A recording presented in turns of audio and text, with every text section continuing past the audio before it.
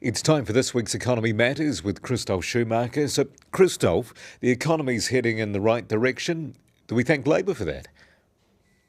That is a very good and interesting question. As pointed out, the timing of the election almost seems cruel because, yes, we have seen, first of all, a drop in our account deficit. That's good, followed by economic growth that was about twice what was expected, sort of at 0.9%. We've seen record highs in immigration. That's always good for our economy.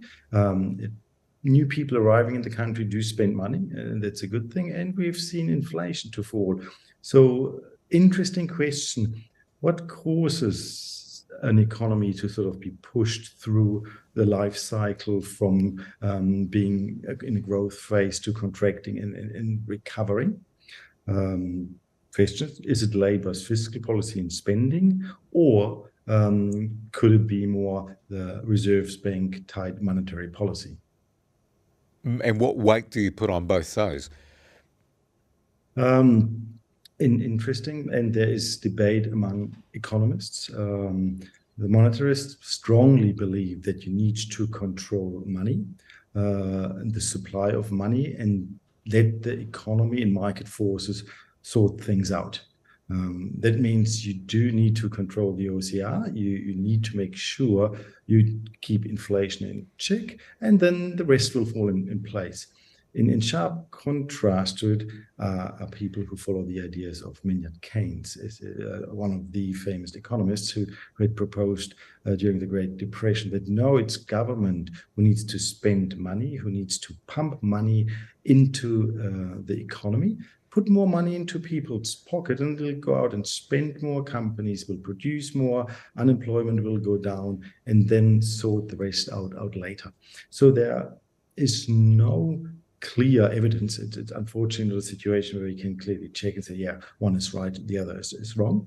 It really depends on what your views are on how the economy works and what impact is greater. If we look at both sides then, what's happened in the past few years, the Reserve Bank started hiking later than they would have liked. And if we look at the government, they pumped money in directly during the COVID-19 pandemic. It looks, in my opinion anyway, that pumping money into the economy initially to help the economy was the right thing to do, but it might have just gone a bit too far. And that's one of the issues we see with government spending, that Keynes' ideas have often been used to justify debt creation. It has almost brought the economy to its knees during the global financial crisis, when we saw how much debt is actually piled up.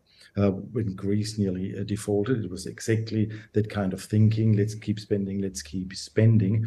And in my views, it was not until the Reserve Bank actually started to raise the OCR that the economy got a chance to cool down. You also need to see the context.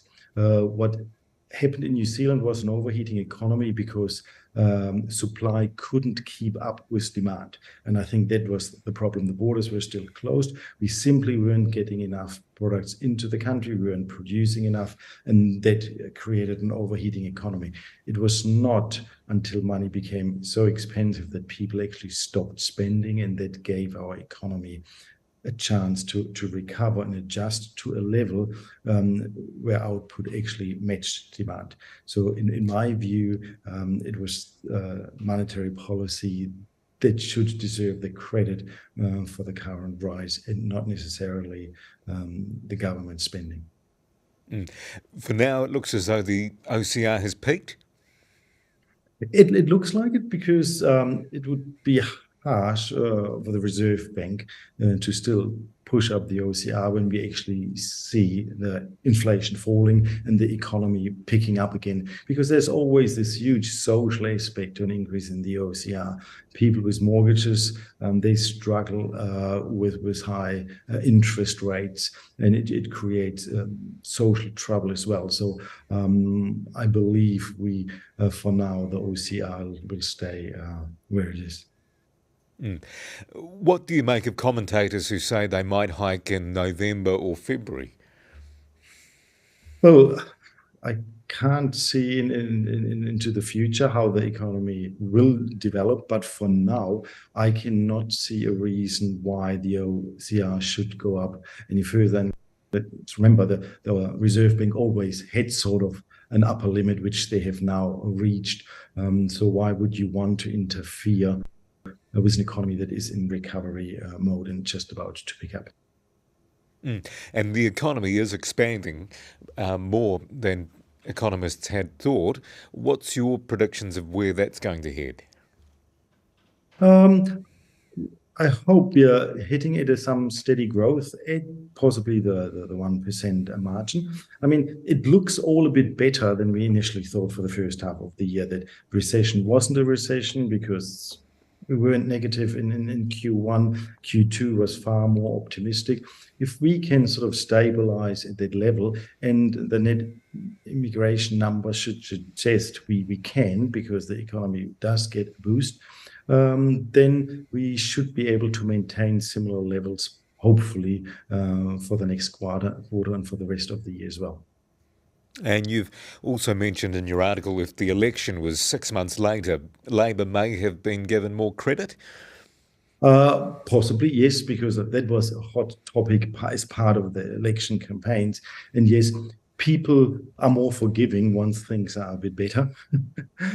When times are tough, people are more critical. So yes, possibly if the election had been 6 months later, people would have looked back and thought, the last few months haven't been actually though bad economically. And yes, possibly given the current government a bit more credit. And what kind of economy is National inheriting? They should be actually pleased with what they inherit. It's always easier to work in an economy that is on the rise, that has just come out of a bit of a hole. It's always better that our inflation is now heading in the right direction. We're still not where we want to be, definitely not. Remember, our target sits sort of around the 2 to 3%. So there is still work to be done, but it's always better to inherit an economy that just has shown some growth and a reduction in our account deficit than the other way around. Absolutely. Christoph Schumacher, thanks for your time. You're welcome.